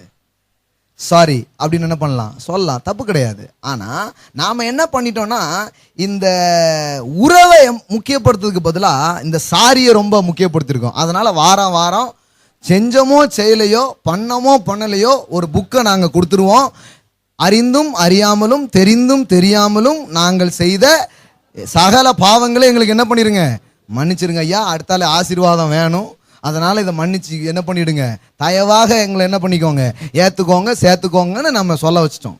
பாருங்க, இது ரொம்ப மோசமான ஒரு எண்ணம். பாருங்க, வாழ்நாள் எல்லாம் ஒரு மனிதன் தன்னை பாவி என்றும், சரி பாவத்திலிருந்து இப்போ வந்தா கூட இவனை எப்படி பார்க்கறாங்க, எப்படி இவனை பார்த்துட்டு இருக்கானா, சொல்றாங்க நான் ரட்சிக்கப்பட்ட பாவி. ரட்சிக்கப்பட்டுட்டிய, முன்னாள் பாவி இந்நாள் பாவி அப்படிங்கிற மாதிரி பிரிச்சு கேட்டகரிலாம் வச்சிருக்காங்க அவங்க. ரட்சிக்கப்பட்ட பாவி, அதான் ரட்சிக்கப்பட்டாச்சு, இப்பவும் நான் யாரு தான், பாவி தான், ரட்சிக்கப்பட்ட பாவி, முன்னாள் தண்டனை கைதி அப்படிமாங்க. பாருங்க, அந்த மாதிரியே சொல்லிட்டு இருக்கான். பரவாயில்ல, வெளியே வந்திருக்கிறாரு, இன்னும் கேஸ் முடியல, ஜஸ்ட் ஜாமீன்ல என்ன பண்ணிருக்காரு, வந்திருக்காரு. கேஸ்ல என்ன தீர்ப்பாகும்னு யாருக்கும் தெரியாது. இந்த மனநிலையில வாழ்றதுக்காக கடவுள் மனுஷனை உண்டாக்குனாரு? கிடையவே கிடையாது. பாருங்க, your sins are forgiven, you are totally forgiven. the message of Jesus, இயேசுனுடைய மெசேஜ் இதுவா, உங்கள் பாவங்கள் உங்களுக்கு மன்னிக்கப்பட்டது. You are forgiven. You are completely forgiven. தேவன் ஒருபோதும் உங்கள் பாவங்களை நினைவு கூறுவதில்லை என்று வேதவசனம் சொல்லுகிறது. அவருடைய நினைவில் இருப்பது நீங்கள் தான், உங்கள் பாவம் அல்ல. அல்லேலூயா, ஆமென். நினைவெல்லாம் நீ. ஓ, இட்ஸ் ட்ரூ. இதான் உண்மை. அவருடைய நினைவிலே நீங்க தான் இருக்கிறீங்க. அவருடைய நினைவிலே உங்கள் பாவங்கள் இல்லை. பாருங்க, இது உங்களுக்கு என்ன பிரதர் இந்த ஒரு வசனத்தை வச்சுக்கிட்டு இவ்வளோ சொல்லுதீங்களே அப்படின்னு உங்களுக்கு தெரியலாம். நான் உங்களுக்கு இன்னும் நிறைய வசனம் காமிக்கிறேன். நினைவில் இல்லைங்கிறத உங்களுக்கு ப்ரூவ் பண்ணுறேன் பாருங்க. ஏன்னா இது ப்ரூவ் பண்ணும்போது இன்னும் விசுவாசம் ஆழமாக வேலை செய்யும் பாருங்க. எபிரேயருக்கு எழுதின நிருபம், இதுதான் உண்மையா, இதான் சத்தியமா, இல்லை நமக்கு ஏதோ சாதகமாக ஏதோ ரெண்டு பேசுகிறோமா அப்படிங்கிறது ரொம்ப ஆழமாக இது பண்ணும் பாருங்க. எபிரேயருக்கு எழுதின நிருபம் 8வது அதிகாரத்துக்கு வாங்க. ஹீப்ரூ சாப்டர் 8, எபிரேயர் 8 எடுத்துக்கோங்க. 12வது வசனம் பாருங்க. எபிரேயர் 8:12. ஏனெனில் நான் அவர்கள் அநியாயங்களை கிருபையாய் மன்னித்து அவர்கள் பாவங்களையும் அக்கிரமங்களையும் இனி நினையாதிருப்பேன் என்று கர்த்தர் சொல்லுகிறார். எல்லாம் சொல்லுங்க, பாவங்களையும் அக்கிரமங்களையும் நினையாதிருக்கிறார்.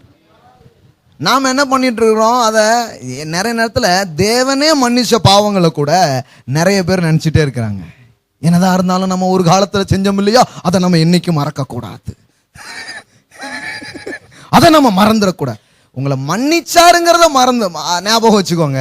ஆனால் நீங்கள் செஞ்சதெல்லாம் ஞாபகம் வச்சுட்டு இருக்கணுங்கிற அவசியம் கிடையாது பாருங்க. ஆமென். அவருடைய அன்பை நினைவில் கொள்ளுங்கள், அவருடைய கிருபைகளை நினைவில் கொள்ளுங்கள். ஆனால் உங்களுடைய இதை நீங்கள் நினச்சிக்கிட்டே இருக்கணுங்கிறத வேதவசனம் என்ன பண்ணவே இல்லை, சொல்லவே இல்லை. அவர் அதை நினைப்பதில்லை அப்படின்னு போட்டிருக்குது. சின்ன வயசில் உங்கள் பிள்ளை ஒரு 10 ரூபா உங்கள் பாக்கெட்லேருந்து எடுத்துட்டு உங்கள்கிட்ட வந்து சொல்லுது, அப்பா தெரியாமல் எடுத்துட்டேன், என்ன பண்ணிக்கோங்க, மன்னிச்சுக்கோங்க அப்படின்னு சொல்லுது. இப்போ 20-30 வயசு ஆகிட்டு அதுக்கு அவனுக்கே பிள்ளைங்கள்லாம் இருக்காங்க. அப்போ வந்து, அப்பா அன்னைக்கு ஞாபகம் இருக்கா, 10 ரூபா சாரி அப்படின்னுச்சுன்னா உங்களுக்கு எப்படி இருக்கும்? இந்த வேலையை தான் கிறிஸ்தவங்க பண்ணிட்டு இருக்காங்க. வாரம் வாரம் சிலர் பண்ணுறாங்க. ஆண்டவரே மன்னியுமப்பா, கோவப்பட்டாதீங்கப்பா அப்படின்ட்டு. இல்லைங்க, வாரம் வாரம் மன்னிப்பு கேட்கணும். இப்போ வாரம் வாரம் செஞ்சுக்கிட்டு இருக்கீங்களா அப்படின்னு ஒரு கேள்வி எழும்புதா இல்லையா? இல்லைங்க, அது அவர் என்ன பண்றது இல்லையா, நினைக்கிறது இல்லையா. பாருங்க, இன்னொரு வசனம் உங்களுக்கு காமிக்கிறேன். அதே எபிரேயர் 10வது அதிகாரம். What is a new covenant? புதிய உடன்படிக்கை குறித்து இங்கு அவர் வந்து பேசுகிறார். பழைய உடன்படிக்கைக்கும் புதிய உடன்படிக்கைக்கும் ஒரு பெரிய வித்தியாசம் இருக்கிறது. பழைய உடன்படிக்கையில பாவங்கள் மன்னிக்கப்படுவதற்கு மிருக பலி செலுத்தப்பட்டது. அப்படி செலுத்தப்பட்டதுனால உண்மையிலேயே பாவங்கள் மன்னிக்கப்பட்டதா, பாவத்தை குறித்த நினைவு கூறுதல்ல இருந்து மனிதன் விடுதலை அடைந்தானா அப்படிங்கிற கேள்வியெல்லாம் எபிரேயர் ஆக்கியோன் எழுப்பி அதுக்கு பதில் சொல்லுகிறார். பாருங்க, எபிரேயர் 10வது அதிகாரம் 2வது வசனம். பூரணப்படுத்துமானால், அதாவது 1வதுலேருந்து படிச்சிடறேன், நல்லா புரியும். இப்படி இருக்க நியாய பிரமாணமானது வரப்போகிற நன்மைகளின் பொருளாயிராமல் அவைகளின் நிழலாய் மாத்திரம் இருக்கப்படியால் வருஷம் தோறும் இடைவிடாமல் செலுத்தப்பட்டு வருகிற ஒரே விதமான பலியினாலே அவைகளை செலுத்த வருகிறவர்களை ஒரு காலும் பூரணப்படுத்த மாட்டாது. எல்லாம் சொல்லுங்க, பலிகள் பாவங்களை பூரணப்படுத்த மாட்டாது. ஏன் 2வதுல பதில் சொல்றாரு பாருங்க. பூரணப்படுத்துமானால் ஆராதனை செய்கிறவர்கள் ஒரு தரம் சுத்தமாக்கப்பட்ட பின்பு இன்னும் பாவங்கள் உண்டென்று உணர்த்தும் மனசாட்சி அவர்களுக்கு இல்லாதிருப்பதினால் அந்த பலிகளை செலுத்துகிறது நிறுத்தப்படும் அல்லவா. அப்பதான் சாக்ரிஃபைஸ் அவன் உப்பாட்டிடுவானே. ஏன் திருப்பி திருப்பி ஆட்டை கூட்டிட்டே வரான்னா, நிக்கவே இல்லை, இன்னும் நான் பாவி, இன்னும் நான் சரியில்லைங்கிற உணர்வு தான் இருந்துட்டே இருக்கு. அந்த மிருகத்தின் பலியானது அந்த உணர்வை மனிதனை விட்டு என்ன பண்ணவே இல்லை, நீக்கவே இல்லை. அதனால இப்ப என்ன பண்றாரு பாருங்க, 4 அப்படி நிறுத்தப்படாதபடியினால் பாவம் ஒன்றென்று அவைகளினாலே வருஷம் தோறும் நினைவு கூறுதல். என்ன கேட்டா இந்த யூதர்கள் கூட கொஞ்சம் பரவாயில்லன்னு தான் தோணுது. ஏன்னா இவங்க வருஷத்துல ஒரு முறை தான் இதை ரொம்ப என்ன பண்ணிருக்கிறாங்க. ஆனா நம்ம வாரம் எப்பெல்லாம் கூடுறோமோ அப்பெல்லாம் நினைக்க ஆரம்பிச்சிட்டாங்க. இயேசுவை நினைக்கிறானோ இல்லையோ, அவன் பாவத்தை அவன் நினைக்கிறான். பரிகாரியை நினைக்கிறத விட எதை அதிகம் நினைக்கிறான், அதனால தான் பாருங்க, Christianity is not remembering sin, it is remembering saviour. இது பாவத்தை நினைவு கூறும் மார்க்கம் அல்ல, இது இரட்சகரை நினைவு கூர்ந்து கொண்டாடும் மார்க்கமாக இருக்கிறது. இயேசுவை வைக்க வேண்டிய இடத்துல பாவத்தை தூக்கி வச்சிட்டோம் பாருங்க. இயேசுவை நினைச்சுக்கிட்டே இருந்தா இயேசு மாதிரி வாழ்வீங்க, பாவத்தை நினைச்சிட்டே இருந்தா என்னதான் பண்ணுவீங்க? அதான் நடந்துகிட்டே இருக்கு, அதான் நடந்துட்டே இருக்கு. பழைய கதை தான். குரங்க நினைக்காத மருந்து சாப்பிடும்போது அப்படின்னு ஒரு டாக்டர் சொன்னாராம், தெரியுமா உங்களுக்கு? அந்த மருந்தை சாப்பிடும் போதெல்லாம் என்ன நினைப்பு தான் வந்துச்சு? குரங்க நினைக்கக்கூடாதுன்னு சொன்னாரு அப்படின்னா குரங்காதான் வந்துச்சு. இப்போ கிறிஸ்தவங்க புத்தியில பூரா என்னதான் பேசியிருக்கிறாங்க? பாவம் பாவம் பாவம் பாவம். அதே பேசி பேசி சிலர்லாம் பயங்கரமா டெமோலாம் பண்ணுவாங்க பாருங்க. இப்படி அவள் ஆடுகிறாள், இப்படி இடுப்பை வளைக்கிறாள், அதையெல்லாம் நீ பார்க்காது. இவ வளைக்கிறதுலாம் இவருக்கு எப்படி தெரியும்னே இப்ப எனக்கு தெரிய மாட்டேங்குது. இவ்வளோ அக்யூரேட்டா சொல்றாரு, எப்படி சொல்றாரு? அதெல்லாம் நீ பார்க்காதே, அந்த இது அப்படி அப்படின்ட்டு நமக்கு தெரியாத நிறைய சொல்லுதாரு. எனக்கு நிறைய பாவ லிஸ்ட்டே இந்த பிரசங்காட்டு இருந்தா எனக்கு தெரியும். ஓஹோ இந்த மாதிரிலாம் இருக்குதாடா, பக்கத்தில் கேட்டா ஆமாடா அதெல்லாம் அப்பமே இருக்குது அப்படிமா. ஏன்னா அவ்வளவு லிஸ்ட்டை வந்து இவங்க கரெக்டாக கொடுப்பாங்க பாருங்க. ஏன்னா பாவத்தை நம்மளை அந்த அளவுக்கு நினைக்க வச்சுட்டாங்க. பாவத்தை நினைக்க வைக்கிறதுக்கு பேர் கிறிஸ்தவ மார்க்கமே கிடையாது. கிறிஸ்தவ மார்க்கம் என்பது என் இயேசுவை நான் நினைக்க போகிறேன். அல்லேலூயா. அதனால தான் திருவிருந்த பற்றிய போதனை நீங்க கேளுங்க, இப்போ வந்திருக்குது சிடிஸ்லாம் கேளுங்க. 17 மெசேஜ் பேசியிருக்கிறேன். இயேசு அப்பத்தை எடுத்து திராட்சை ரசத்தை எடுத்து என்ன சொன்னாரு? உங்கள் பாவத்தை நினைவு கூறுங்கள் சொன்னாரு. என்னை நினைவு கூறும்படி இதை ஒரு வார்த்தை கூட திருவிருந்தை குறித்து வேதம் பேசுகிற இடத்துல பாவத்தை நினைவு கூறுவதை பற்றி சொல்லவே இல்லை, சொல்லவே இல்லை. ஆனா நாம முழு திருவிருந்திலையும் என்னதான் பண்ணிட்டு இருக்கோம்? நினைச்சுக்கோ. அவர் எதை நினைச்சுக்கோன்னாரு? என்ன நினைச்சுக்கோ, நல்லா இரு அப்படின்னாரு. புரியல? புரிஞ்சுச்சா? ஐயோ, என்ன நினைச்சுக்கோ நல்லா இரு அப்படின்னு சொன்னார். ஆனா நம்ம அவரை நினைக்கவே விடுறது கிடையாது. நீ என்ன நினைத்து கொண்டிருக்கிறாய் அதையும் நீங்களே சொல்லிருங்க ஐயா. இந்த வாரம் உன் கால் எங்க சென்றது, உன் கைகள் எங்கே சென்றது, உன் நினைவுகள் எங்கே சென்றது? அது வழக்கமான இடத்துக்கு தான் எல்லாம் சொல்லிட்டு அதை நினைங்க. எங்க சொல்லியிருக்கு? எங்க காமிங்க பார்க்கலாம் உங்க பைபிள்ல. சவால், சேலஞ்ச். திருவிருந்த பற்றிய எந்த போதனை இயேசு போதிச்சதுல இருக்கா? பவுல் அப்போஸ்தலன் போதிச்சதுல இருக்குதா? எங்கேயுமே கிடையாதுங்க. இயேசு சொல்லும் போதும் பவுல் அப்போஸ்தலன் சொல்லும் போதும் என்னதான் சொன்னாரு? எப்பா என்னை நினைவு கூறு, உன் நல்வாழ்வுக்காக என் ஜீவனையே கொடுத்திருக்கிறேன், இதை எண்ணி இதை பருகி பிழைத்துக்கொள், வாழ்ந்திரு, சுகித்திரு, சுகமாயிரு, நிம்மதியாயிரு, உன் பாவங்கள் மன்னிக்கப்பட்டிருக்கிறது, சாபங்கள் தீர்ந்து விட்டது, இனி நீ மன்னிக்கப்பட்டவன், ஆசீர்வதிக்கப்பட்டவன் என்கிற நினைவுகளோடு வாழ்வை மறுபடியும் துவங்குங்கிறது தான் நற்செய்தியா இருக்குது பாருங்க. ஹல்லேலூயா. நம்ம கதையே மாத்திட்டோம் பாருங்க. நினைவு கூர் இங்கே கிடையவே கிடையாது. It is not remembering sin, it is remembering saviour. இது சின் கான்சியஸ நமக்கு டெவலப் பண்றதுக்கான ஒரு மார்க்கம் அல்ல, இது சன் கான்சியஸை டெவலப் பண்ற ஒரு மார்க்கம். ஹல்லேலூயா. You are not a sinner, you are a winner. Hallelujah. You are not a sinner, you are a winner. Yes. நான் பாவின்னு சொன்னா அந்த எண்ணங்கள் எனக்கு தர்றது கிடையாது. No no no no. I am a righteous man. I am washed by the precious blood. விலையேறப்பட்ட இரத்தத்தால் நான் கழுவப்பட்டிருக்கிறேன். நான் தேவகுமாரன், தேவனுடைய பிள்ளையா இருக்கிறேன். என்னுடைய வாழ்வின் முழு பாவங்களும் இயேசு கிறிஸ்துவின் கல்வாரி புண்ணியத்தினாலே கழுவப்பட்டிருக்கிறது, மன்னிக்கப்பட்டிருக்கிறது. அது நினைவு கூறப்படுகிறதே கிடையாது. ஹல்லேலூயா. Your past, your present, your future. உங்கள் கடந்த கால, உங்கள் நிகழ்கால, உங்கள் எதிர்கால, உங்கள் முக்கால பாவங்கள் அவர் மன்னித்திருக்கிறார். ஹல்லேலூயா. கிறிஸ்தவத்துக்கு இதை பேசுறதுக்கு பயம். முக்கால பாவங்களை மன்னிக்கப்பட்டதுன்னு சொன்னா அவன் கடையிலேயே உட்கார்ந்துட மாட்டானா அப்படிங்கிறது இவங்களுக்கு பயம். ஏன்னா இவங்க சுவிசேஷத்தை நம்பினதை விட இவங்களுடைய தத்துவங்களையும் மத கொள்கையும் அதிகம் நம்பிட்டாங்க. அதனால தான் நான் உங்களுக்கு பிகினிங்லேயே சொன்னேன், அதிக மன்னிப்பை ஒரு மனிதன் உணரும் போது அவன் அதிகம் பாவம் செய்வதில்லை, அவன் அதிகம் அன்பு செய்யவும் ஆராதனை செய்யவும் ஆரம்பிக்கிறான். அல்லேலூயா. இதுதான் காரியம் பாருங்க, இதுதான் காரியம். ஒன்றும் பயப்படாதீங்க. ஆண்டவரே இதை சொல்லுன்னு சொன்னதுக்கப்புறம் நீங்க ஏன் பயப்படுறீங்க? ஆசீர்வதிப்பாருன்னு சொல்றதுக்கு உங்களுக்கு ஏன் வாய் வரமாட்டுக்கு? நீங்க எடுத்து டக்குன்னு ஒரு ஆளுக்கு 1 லட்சம் கொடுத்துன்னு சொன்னாரு, மைக்க பிடிச்சி சாபக்கப்பட்டிருக்கிறியா, கவலைப்படாத, கடவுள் ஒன்று ஆசீர்வதிப்பார். இது சொல்ல முடியாதா? ஞாயிற்றுக்கிழமை தோறும் தப்புக்குன்னு உங்க பாக்கெட்ல இருந்து யாராவது எதுவும் தாங்க அப்படின்னு கேட்டுருவாங்களா? அது மாதிரி தான் பாருங்க, மன்னிக்கப்பட்டிருக்கீங்க, சுகமாக்கப்பட்டிருக்கீங்க, பாவியாக கடவுள் உங்களை பார்க்கலங்கிறத திரும்ப கரெக்டா என்ன பண்ண வேண்டியிருக்கு, சொல்ல வேண்டியது இருக்குது பாருங்க. அப்போ பலிலாம் அதை ஆக்கலன்னு சொல்லி அவர் என்ன பண்றாரு, சொல்றாரு. இப்ப கவனிங்க, அவங்களுக்கு வருஷத்துக்கு ஒரு முறை தான் என்ன வந்துச்சான், இந்த நினைவு கூறுதல் வந்தது. ஆனா நாம் வாரந்தோறும் நினைவு கூறுகிறோம், அப்பாவிகள். 4வது வசனம், அல்லாமலும் காளை, வெள்ளாட்டுக்கடா இவைகளுடைய இரத்தம் பாவங்களை மாட்டாது. இதனால பாவம் போகவே போகாது. அதனால தேவனே கிறிஸ்துவை பலியாக இந்த பூமிக்கு தருகிறார்.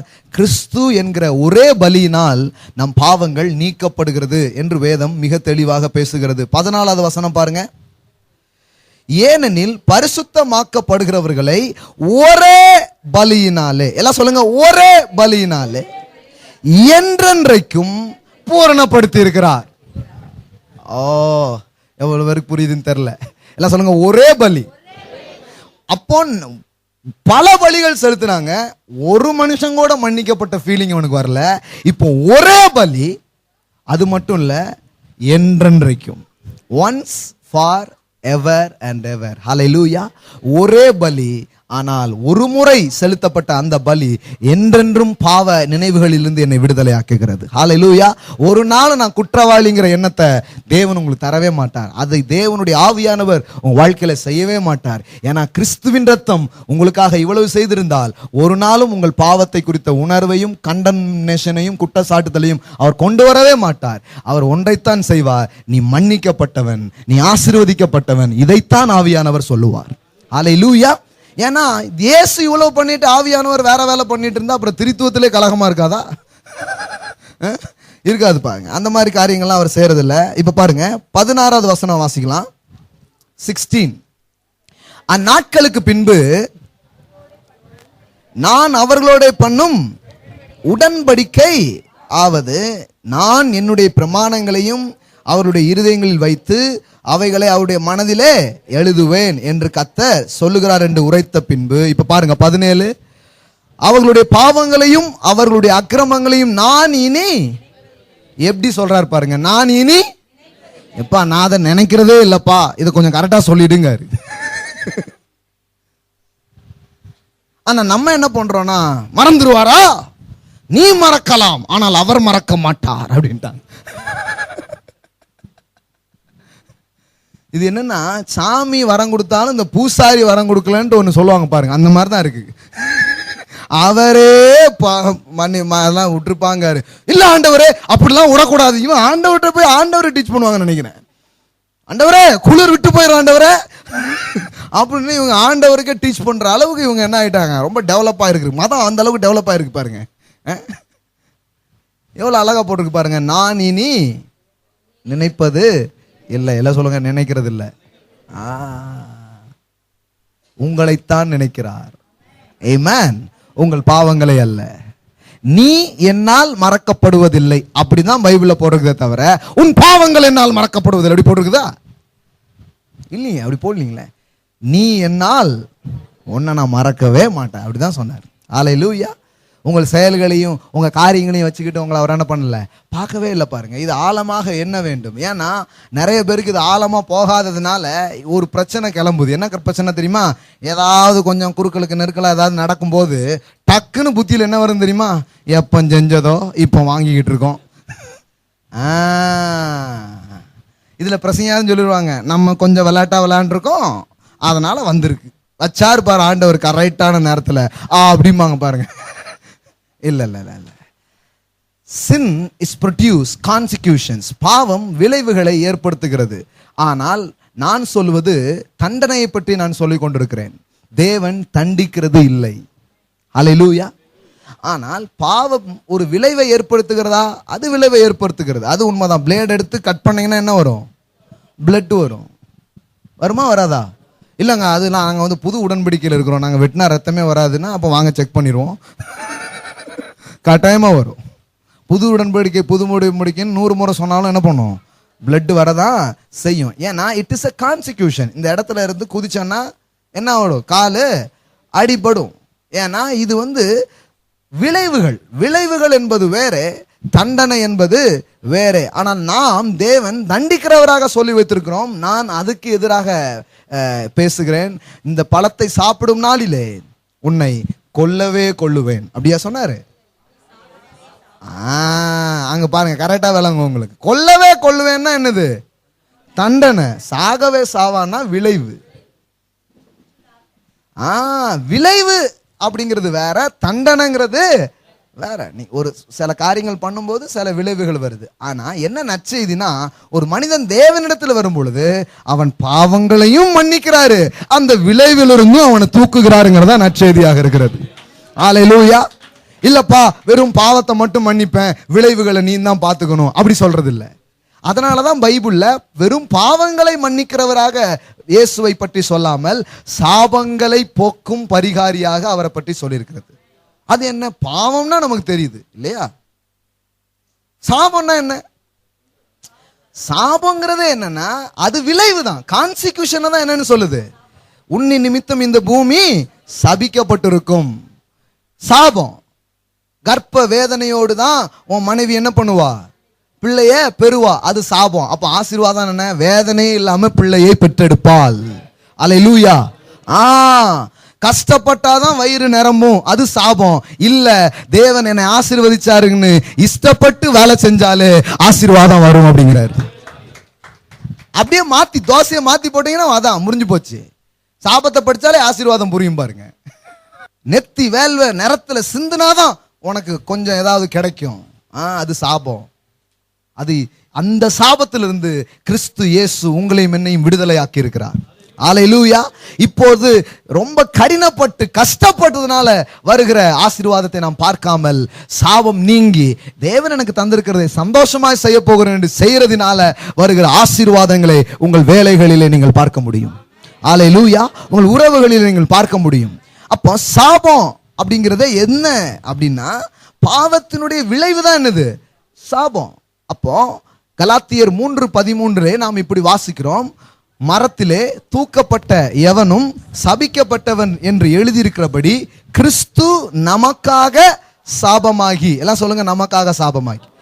அவர் பாவமானார் என்று மாத்திரம் வேதம் சொல்லாமல் அவர் என்ன ஆனாரா? சாபமானார். அது என்ன சாபம்? பாவத்தின் விளைவுகள் தான் சாபம். அப்போ தேவன் என் பாவங்களில் இருந்து மட்டும் என்னை மன்னித்து விடுதலையாக்கி நல்வாழ்வை தருகிறவராயிராமல், இந்த பாவம் புரிந்ததினால் வந்த சாபங்கள் இருக்கிறது, கான்சிக்யூஷன் இருக்கிறது, அதிலிருந்தும் கிறிஸ்து என்னை விடுதலையாக்குகிறார் என்பதுதான் நற்செய்தியாக இருக்கிறது. அல்லேலூயா. பாவம் உங்கள் வாழ்க்கையில் ஏற்படுத்தின பாதிப்பை விட கிருபை ஏற்படுத்த போகிற பாதிப்பு ரொம்ப பெரியவைகளாக இருக்கும். அல்லேலூயா. சாதகமான பாதிப்புகள் ரொம்ப முக்கியம் பாருங்க. அப்போ இதுதான் காரியம் பாருங்க, இதை மனசுல வைக்கணும். தாவீதினுடைய ஏக்கங்கள் இப்படியாக இருந்தது. வாசித்து நாம் முடிக்கலாம். ரோமருக்கு எழுதின நிருபம் பாருங்க, நிறைய வசனம் நான் உங்களுக்கு காமிக்க முடியும். கர்த்தர் அவருடைய மனசுல இது இல்லைங்கிறத உங்களுக்கு காமிக்க முடியும். ரோமர் 4:6 வசனம், அந்தபடி கிரியை இல்லாமல் தேவனாலே நீதிமான் என்று எண்ணப்படுகிற மனுஷனுடைய பாக்கியத்தை காண்பிக்கும் பொருட்டு எவர்களுடைய அக்கிரமங்கள் மன்னிக்கப்பட்டதோ, எவர்களுடைய பாவங்கள் மூடப்பட்டதோ அவர்கள் பாக்கியவான்கள். எவர்களுடைய பாவத்தை கர்த்தர் எண்ணாது இருக்கிறாரோ அவன் பாக்கியவான் என்று தாவீது சொல்லி இருக்கிறான். அப்ப தாவீது வரப்போகிற கல்வாரிக்கு பின்னான வாழ்வை அவன் முன்பாகவே பார்க்கிறான். புரியுதா? அவன் பார்த்துட்டு அவன் பாக்கியவான், நான் கிடையாது. யாரு? கல்வாரிக்கு பின்பு வருகிற அவன் யாரு? அவன் பாக்கியவான். அவன் பாவம் நினைக்கப்படுறதில்லை, அவன் அக்கிரமம் என்ன பண்றதில்லை, நினைக்கப்படுறதில்லை. அவன் பாக்கியவான் அப்படின்னு நான் பாருங்க. ஆனா அவன் பாக்கியவானா இல்லை. அவன் நிறைய கான்சிக்யூஷனை, அந்த நியாய பிரமாணத்தினால் வருகிற தண்டனையை அவன் சந்தித்தான். பாருங்க, தேவன் தண்டித்தார் என்பது வேதாகமத்தில் இல்லாத ஒரு காரியம். நியாய பிரமாணம் தான் கோபாக்கினையை உண்டாக்குறது. The law brings wrath. பிரமாணம் தான் கோபாக்கினையை கொண்டு வருகிறதை தவிர தேவன் தண்டித்தார் என்பது வேதாகமத்தில் இல்லாத ஒரு காரியம். ஏனென்றால் தேவனுடைய உள்ளத்தில் மனிதனை தண்டிக்கும் எண்ணங்களோடு அவர் இல்லவே இல்லை. தயவோடு அவர் இருக்கிறார், சேர்த்து கொள்ளும்படியாக அவர் இருக்கிறார், வாழ வைக்கும்படியாக அவர் இருக்கிறார். ஹல்லேலூயா. அதனாலதான், ஏனெனில் அவர் தமது ஜனங்களின் பாவங்களை நீக்கி அவர்களை, எப்படி இருக்குது பாருங்க, இப்போ ஒரு வியாதி இருக்குது, இந்த வியாதியை சுகமாக்கி அந்த ஆளை அமைப்பது போலதான் இயேசுவை பற்றி என்ன பண்ணிருக்குது, சொல்லியிருக்குது பாருங்க. அப்ப தேவன் நம் வாழ்க்கையில குறைவுகள் இருக்கும்போது கூட அவர் என்ன பண்றாருன்னா, அந்த குறைவுகள் நடுவில் நம்ம கூட நின்று அதை சரிப்படுத்தி அந்த இடத்த சில நல்ல காரியத்தினால நிரப்பி நம்மளை பெட்டராக்குற வேலையை அவர் செய்கிறார் என்று வேதவசனம் சொல்லுகிறது. அல்லேலூயா. இப்போ இந்த எண்ணங்களை வைக்கும்போது இந்த ஒப்புரவாகுதல் தன்னால நடக்குது பாருங்க. தேவனோடு ஐக்கியம் கொள்ளுதல்ங்கிறது தன்னால நடக்குது. அவன் தூரமா நிற்க மாட்டேங்கான். அவன் வாழ்க்கையில சரியில்லாட்டா கூட, ஜாடி சரியில்லாட்டா கூட நான் அப்பாட்ட தான் போவேன் அப்படிங்கிற எண்ணம் உங்களுக்கு வந்துடும். அவர் என்ன நல்லாக்குவாரு, என்ன அவர் கட்டி தள்ளுவாரு, அவர் எனக்கு நன்மையை கொடுப்பாரு, எனக்கு இருக்கிற பிரச்சனையில எனக்கு எப்படி உதவணும் அவருக்கு தான் தெரியும், அவர் பண்ணுவார். அப்படி நீங்க வர ஆரம்பிச்சிருவீங்க பாருங்க. ஆமென்.